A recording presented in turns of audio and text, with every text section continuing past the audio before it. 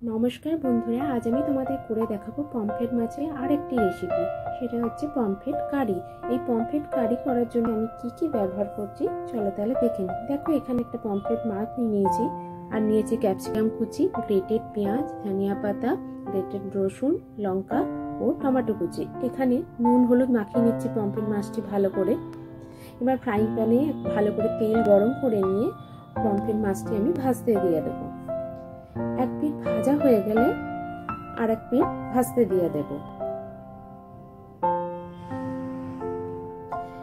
দেখো, এবার ভাজা হয়ে গেছে। এবার ওই তেলের মধ্যে কালো জিরে ও শুকনো লঙ্কা দিয়ে দিলাম গ্রেটেড পেঁয়াজ,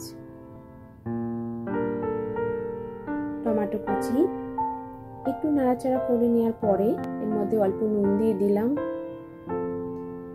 কাশ্মীরি লাল মির্চ, একটা কাঁচা লঙ্কা, আর দিয়ে দিলাম আদা জিরে ও ধনিয়া পেস্ট এবং হলুদ গুঁড়ো। একটু নাড়াচাড়া করে নেওয়ার পরে এর মধ্যে আমি জল দিয়ে দিলাম। এবার ফুটে উঠলে পমফ্রেট মাছটা এতে দিয়ে দিতে হবে, একটু ফুটতে দিতে হবে। দেখো, ফুটে গেছে। কেমন লাগলো আজকে আমার রেসিপিটি জানিও। ভালো লাগলে একটা লাইক কমেন্ট শেয়ার করে দিও। সকলে ভালো থেকো।